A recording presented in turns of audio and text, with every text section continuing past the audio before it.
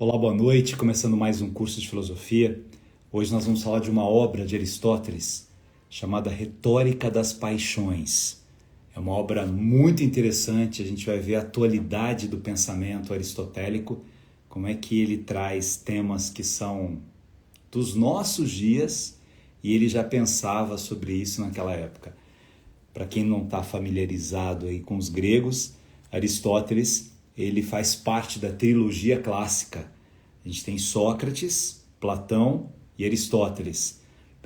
Sócrates é o primeiro grande filósofo de Atenas. Antes de Sócrates, a gente tem os filósofos da natureza, os pré-socráticos. Já tivemos lives sobre eles, né? E Aristóteles é o mais concreto deles, né? Aristóteles ele é um pensador que vai desde a psicologia, ele é considerado o pai da psicologia, e é um pensador fascinante do seu tempo, até a botânica, a zoologia, a ética. Tem uma outra obra belíssima dele, que a gente já fez uma live sobre ela, chamada Ética Nicômaco. Mas hoje a gente vai falar sobre esta obra dele, que chama Retórica das Paixões. Essa obra ela é dividida, né, em alguns capítulos, e eu vou trabalhar com vocês como é que ele reflete sobre isso.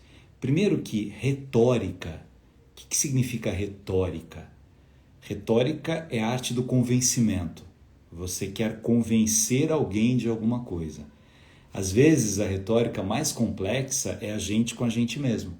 A gente se convencer de algumas coisas. Às vezes, o nosso maior problema está com a gente mesmo.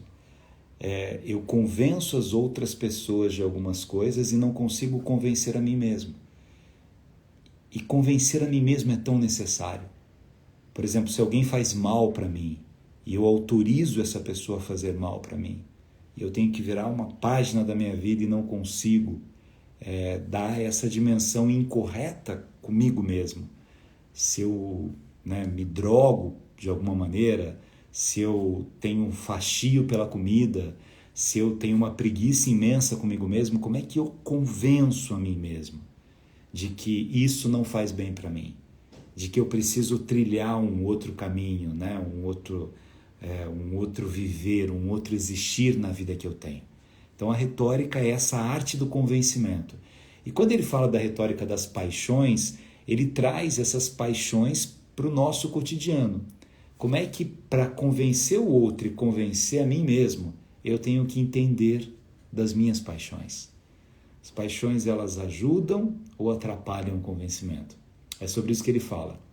Então, o primeiro capítulo chama do caráter do orador e das paixões do ouvinte.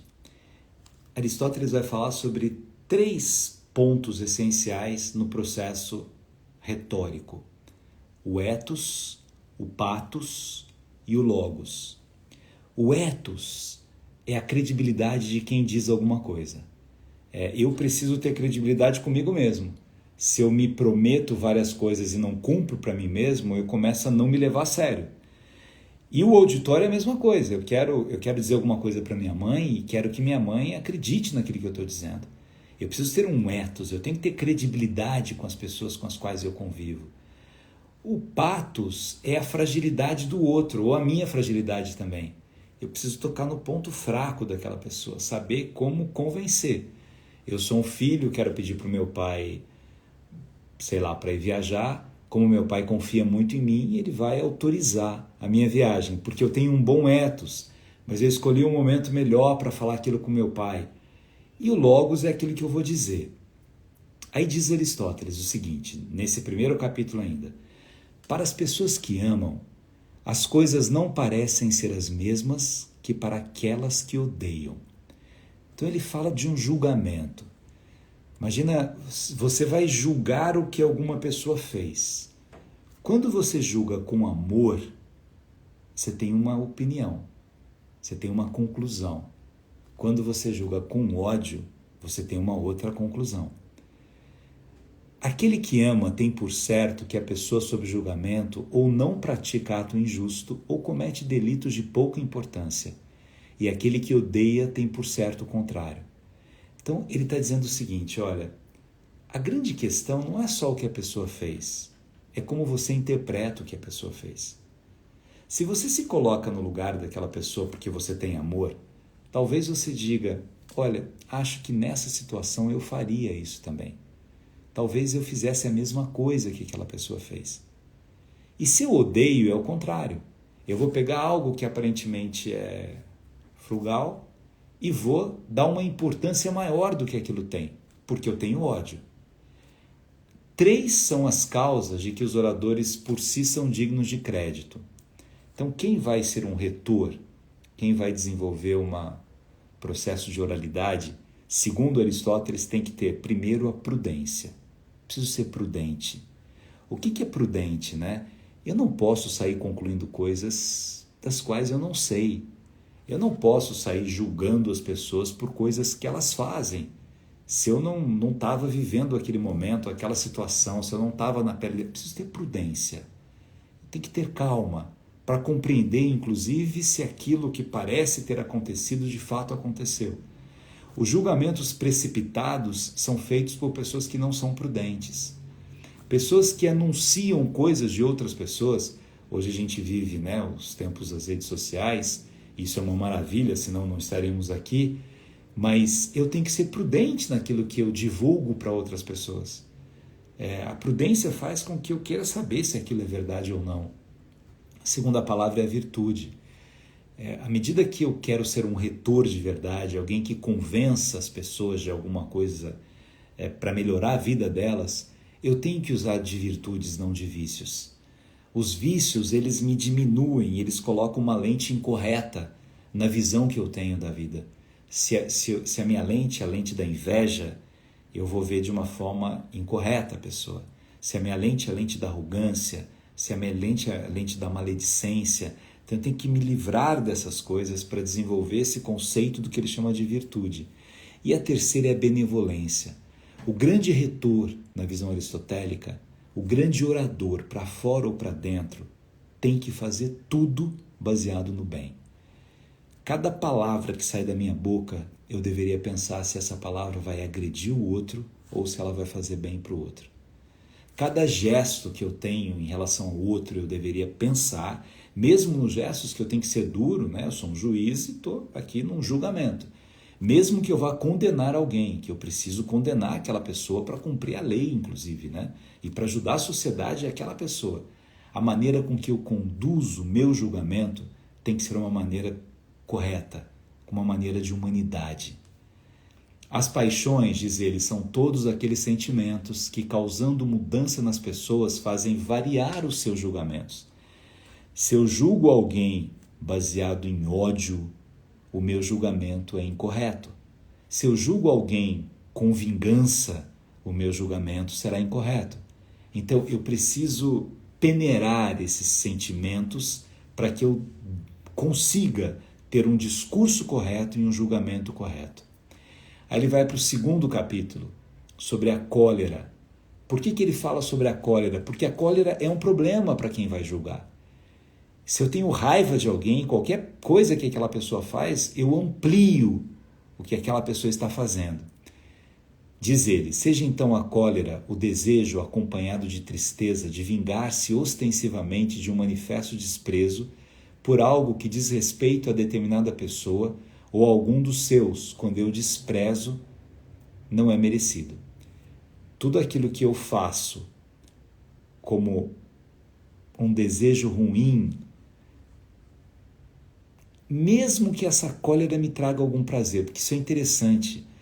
Quando você desenvolve a cólera, ela tem um prazer porque você tem uma esperança de se vingar da pessoa. Alguém fez alguma coisa contra mim, e aí eu me encolerizo contra essa pessoa e eu vou dar um jeito de acabar com ela. Quando eu penso nisso, eu tenho algum prazer na visão aristotélica. Eu não tenho felicidade, mas eu tenho algum prazer. É agradável pensar que se obterá o que se deseja. Ora, ninguém deseja para si o que parece impossível. Assim, então, o encolerizado deseja o que lhe é possível. Por isso, com razão, se diz acerca da ira, a qual, muito mais doce do que o mel que cai gota a gota, cresce nos peitos dos homens. Por certo prazer a acompanha. Por isso, e também porque as pessoas passam o tempo vingando-se em pensamento. A imagem que surge do meu pensamento acaba realizando isso. Vocês já perceberam que às vezes a gente briga com alguém ou está com raiva de alguém e a gente fica no nosso pensamento, num diálogo imaginário com aquela pessoa? E quando a cólera vem junto com a paixão é pior ainda. Quando eu estou apaixonado por alguém e aí eu estou com raiva desse alguém, estou encolerizado, eu começo a construir um diálogo na minha cabeça. E eu vou brigando, eu comigo mesmo. Não, quando eu encontrar eu vou dizer isso, eu vou falar isso também, o correto era isso, você fez isso, fez aquilo. Aí vem, e aí eu não consigo pensar em outra coisa. Eu não consigo dormir. E talvez eu devesse pedir o que Dolores Duran pediu uma vez, né? Dá-me, Senhor, uma noite sem pensar. Dá-me, Senhor, uma noite de paz, né? Eu deveria aliviar a minha mente disso, mas eu não consigo porque a cólera vai tomando conta de mim. E aí eu vou entendendo, né? O que me leva, são 3 as espécies de desprezo, diz ele, que me levam a essa cólera. Um é o desdém, o outro é a difamação e o outro é o ultraje. O que é o desdém? É mostrar que o outro não significa nada para mim. O outro não tem valor nenhum para mim. O que não é uma coisa boa. O desdém não é uma coisa boa. Eu estou desprezando os sentimentos do outro. A difamação. Eu invento alguma coisa contra outra pessoa. Eu vou difamar alguém, né? Hoje isso está no Código Penal brasileiro. E o ultraje, né?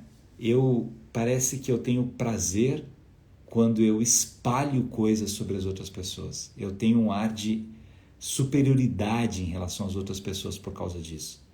Então, essa visão que ele coloca dentro dessa teoria dos sentimentos,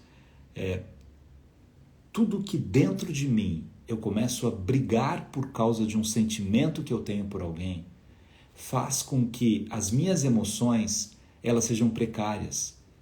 Vejam, quando a gente pega o tema da paixão, o traje ligado à paixão, de repente eu mando uma mensagem para quem eu amo e querendo, né, voltar ou conversar ou dizer, a pessoa não responde ou responde diferentemente do que eu gostaria.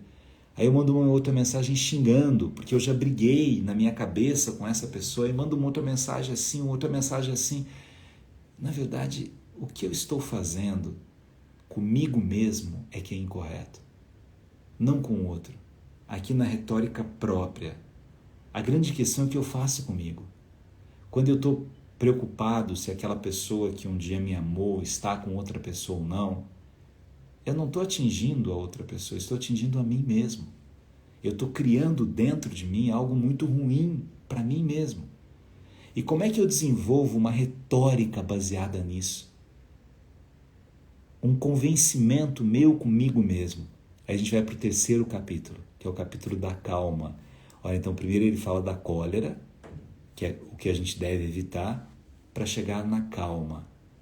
Aí diz ele, como estar calmo é o contrário de estar encolerizado, e a cólera se contrapõe à calma, deve-se examinar em que estado de ânimo as pessoas estão calmas, com quem se comportam tranquilamente e por que meio se acalmam. Eu tenho que perguntar para mim mesmo, o que me acalma? Você tem que perguntar para você, o que te acalma? Me acalma brincar com criança. Vai brincar com criança. Me acalma ouvir música. Vai ouvir música. Me acalma rezar. Vai rezar. Me acalma escrever. Vai escrever. Busque aquilo que te acalma para não alimentar essa raiva que você tem de quem você ama, de quem você despreza, de quem fez algum mal para você. Mas busque dentro de você mesmo os lugares e os espaços de calmaria, porque nós precisamos disso. Nós precisamos deixar o tempo agir, mesmo nos sentimentos que a gente tem, de incompreensão com que outras pessoas fizeram com a gente. Eu tenho que buscar esses espaços. A gente fez uma live sobre expandir os territórios do amor, lembra? Quando eu estou muito apaixonado, eu fecho os territórios. Eu só penso na dor da paixão que eu estou tendo. Como é que eu consigo ampliar esses territórios para não ficar colecionando a dor? Eu não preciso colecionar essa dor. Ah, mas eu estou vivendo um luto. Viva o luto. Chore o tempo correto para isso, mas chore com calma. O que é chorar sem calma? É ligar para o outro sem parar e querer ver onde o outro está. É ficar seguindo a vida do outro.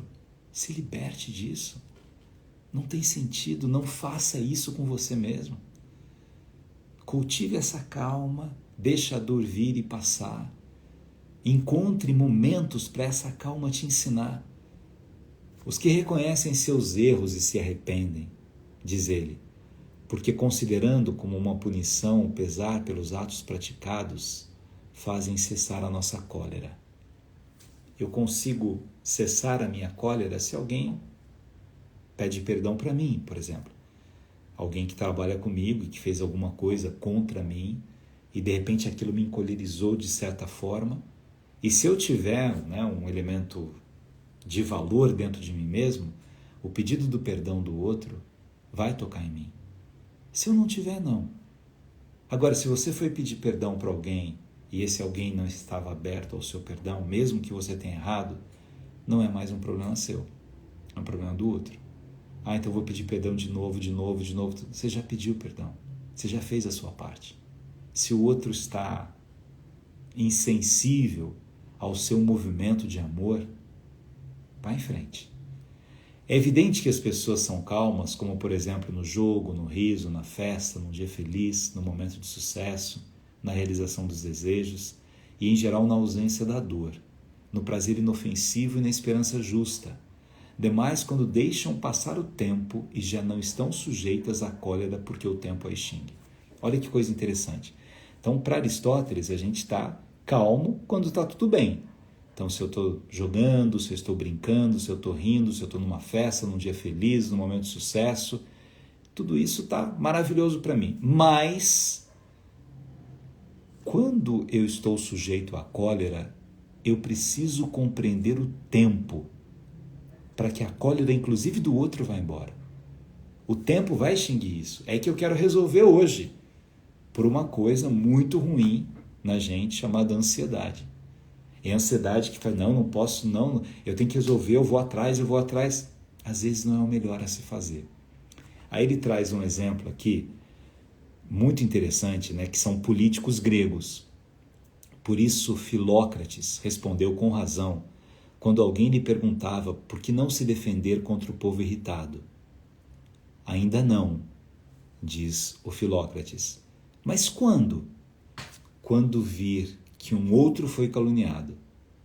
Com efeito, tornando-nos calmos quando descarregamos a cólera em outro, o que ocorreu no caso de Ergólio, embora os atenienses estivessem mais irritados com ele que com Calístenes, absolveram-no porque na véspera tinham condenado Calístenes à morte. O que ele está dizendo aqui, Alguém está com raiva de você, daqui a pouco essa pessoa vai estar com raiva de outra pessoa, ela está numa outra situação, então calma. Não queira resolver todas as coisas do seu jeito antes do tempo da resolução das coisas. Para cada coisa há um tempo na vida. Não adianta sair com a sua embarcação do porto se o mar estiver revolto demais. Às vezes há tantos ódios por aí que não dá para você sair com a sua embarcação. Calma. 4. No 4, o título do capítulo 4 é do amor e do ódio, mas é o momento que ele mais fala sobre a amizade, sobre a beleza da amizade. A amizade é um dos instrumentos da vida que nos trazem calmaria, quando você pode confiar em alguém. O que não é amizade? O interesse, quando eu sou amigo de alguém por interesse. O que não é amizade? O prazer que o outro pode me proporcionar, que é quase um tipo de interesse. O que é amizade? Amizade é a excelência moral. Não existe amizade na visão aristotélica sem bondade. Onde não tem bondade, não tem amizade. Fala assim, mas nós somos amigos no crime, nós somos amigos na destruição do outro. Não, vocês são comparsas, não amigos. A amizade, para Aristóteles, é uma alma habitando dois corpos.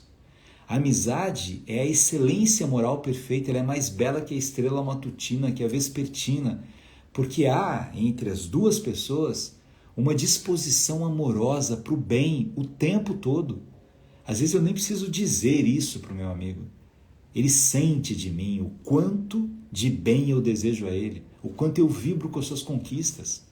A amizade se reconhece nos seus melhores momentos, inclusive.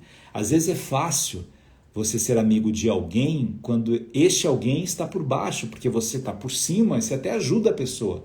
Agora, quando esse seu amigo está brilhando, você está ao lado dele sem inveja. É uma grande prova de amizade. Então a excelência moral passa por essa dimensão.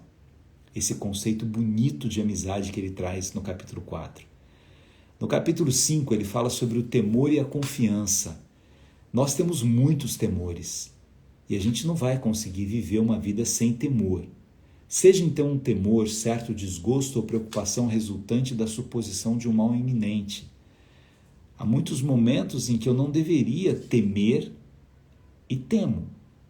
E estou temendo aquilo. Eu deveria temer a morte? Não sei dizer. E talvez muitas pessoas não temam a morte porque a morte está muito distante. Eu temo mais a injustiça. Eu temo alguém que tem poder e que pode ser injusto comigo. Eu temo alguém que pode me trair porque outras pessoas me traíram.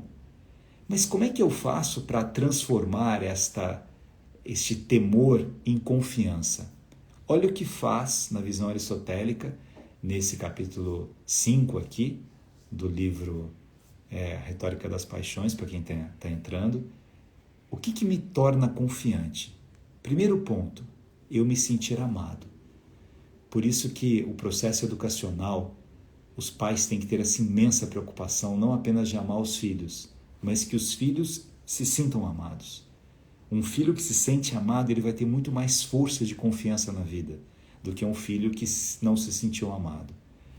Quando essas pessoas tiveram muitos resultados felizes, a minha vida me proporcionou conquistar coisas boas, resolver coisas boas, realizar coisas boas. Então, isso vai me ajudar a ter essa compreensão bonita do que significa a confiança. Depois, eu já consegui sair de situações muito perigosas e prosseguir, consegui continuar vivendo. Isso me deu confiança. Depois, o fato de eu não cometer injustiça. O exercício de ser justo vai me trazer confiança. Justo com os outros e justo comigo mesmo. Por exemplo, se eu estou me humilhando por causa de um amor que não me ama, eu estou sendo injusto comigo. Então eu preciso da justeza com o outro e comigo mesmo. Eu tenho que ser justo. Mas olha que bonito para a gente memorizar aqui. A primeira coisa que me faz confiante é me sentir amado. A segunda coisa é celebrar os momentos felizes que eu já tive na vida. A terceira coisa é saber que eu já me escapei de muitas situações complicadas e prossegui. E a quarta coisa é não cometer injustiça. Eu preciso ser justo com as pessoas, mesmo quando as pessoas elas cometem injustiça comigo. Aí vamos para o capítulo 6, da vergonha e da imprudência. O que é vergonha? São as desonras que você passa.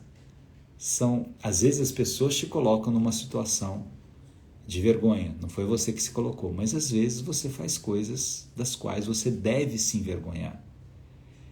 E a vergonha, ela está meio ligado a essa visão da imprudência mesmo, né? Eu fui imprudente muitas vezes e por isso eu desenvolvi em mim um sentimento de vergonha. Talvez se eu fosse um pouco mais prudente, eu não me envergonhasse tanto das coisas que eu fiz. Do 7º, capítulo 7, do favor. É uma coisa tão interessante que às vezes a gente acha, o favor aqui é um capítulo sobre a generosidade, né? Que eu estou sendo generoso com o outro, mas eu só sou generoso com o outro quando eu faço alguma coisa e não espero nada em troca. Quando eu faço um favor de verdade, porque eu acredito nesse movimento, no movimento de fazer o bem para o outro, eu acredito nisso. Eu faço o bem para as pessoas não é porque eu vou receber um troféu, porque eu vou receber aplausos, porque eu vou ganhar o título da bondade do ano. Eu faço o bem porque eu acredito no movimento de fazer o bem. Porque isso me alimenta de coisas boas, porque eu percebo que a matéria-prima da qual eu sou feita é uma matéria-prima de amor, não de ódio. Capítulo 8, da compaixão. O que é compaixão? para mim, uma das palavras mais bonitas, né, do ponto de vista semântico da língua portuguesa, é a capacidade que eu tenho de sentir a dor que o outro sente, com paixão, compartilhar a paixão do outro, compartilhar a dor do outro, me colocar no lugar do outro, né? Ter essa visão bonita do que significa no existir humano a sensibilidade. Minha gente, a gente passa momentos de muita insensibilidade, de que eu não estou nem aí para o que o outro está sentindo, sofrendo, porque é o outro, que eu digo coisas que não deveria dizer, que eu faço coisas que não deveria fazer, que eu ajo com uma certa perversidade que não combina com a necessidade que o outro tem e que eu tenho também. Eu posso, né, fazer no meu trabalho, nas minhas relações pessoais ou profissionais, muitas vezes eu vou ter que dizer não para pessoas, eu vou ter que demitir pessoas, eu vou ter que arrumar rotas, mas eu posso fazer isso com elegância, eu posso fazer isso com cuidado, eu posso fazer isso me colocando no lugar do sentimento que o outro terá, de acordo com o tipo de palavra, o poder da palavra. Estamos falando de retórica, né? É o poder dessa palavra que constrói ou que destrói. Aí tem 2 capítulos que falam de 2 coisas parecidas, né? Um é um capítulo da indignação e o outro é da inveja, o 9 e o 10. Eu vou unir os 2. Para Aristóteles, eu posso ter uma indignação, desde que justa. O que é uma indignação justa? Olha, aqui são 4 pessoas que trabalham fazendo as mesmas coisas, né? Só que são 3 homens e uma mulher. Os 3 homens ganham X, a mulher ganha X menos tanto. Não, peraí. Eu estou indignado com isso. Não tem sentido. Se somos nós 4 aqui, porque ela é mulher, ela vai ganhar menos. Isso é uma indignação justa. Eu vou fazer uma prova, eu cheguei atrasado, e aí um outro aluno chegou mais atrasado que eu, mas ele é amigo do professor e ele entrou antes. Isso é uma indignação justa. Não, peraí. Não tem sentido ele ser protegido em detrimento de mim. Nós precisamos ter os mesmos direitos aqui. Isso é uma indignação justa. Agora, isso é bom na visão aristotélica. O ruim é inveja. O que é inveja? Eu querer que o outro não tenha o que ele tem. Eu não conseguir olhar para mim mesmo e só olhar para o outro e desejar que o outro não tenha. A inveja é pior do que a cobiça. A cobiça eu quero para mim o que o outro tem. A inveja não pode... Por exemplo, eu tenho 70 anos, eu tenho inveja de que tem 20 e poucos anos. Eu quero destruir a beleza daquela pessoa. Eu não posso voltar a ter 20, mas eu tenho inveja de quem tem 20. Então, a inveja, não. Mas a indignação justa, sim. E o último capítulo, ele fala da imulação e do desprezo. Então, a inveja, ela é vil, né? Mas a emulação não é um problema. A emulação é uma competição boa. É assim, eu tenho uma amiga que tem uma paciência imensa com as pessoas. Eu olho e falo assim, eu quero ser igual a essa minha amiga. A admiração me faz isso. Ou eu quero competir aqui para que eu consiga, né, também crescer o que essa pessoa está crescendo. Enfim, é um livro, né, complexo, mas eu acho que é um tema tão bonito a gente refletir sobre as paixões, sobre todas as formas de paixões, sobre a linguagem que a gente usa para a compreensão das paixões, sobre esse universo dos sentimentos lindos que vive dentro da gente, sobre esse universo particular, meu, os defeitos que eu sei que eu tenho, as limitações que eu sei que eu tenho, os medos que eu tenho, as lágrimas que já caíram de mim, né? As cicatrizes que moram na minha alma por tantas dores que eu tive.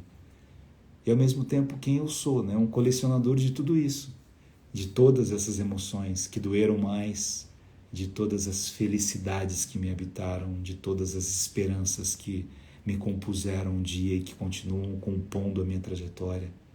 Então como é que eu consigo olhar para a humanidade e para mim mesmo e perceber essa luz que há dentro da gente e que pode trazer essa calma que ele propõe aqui?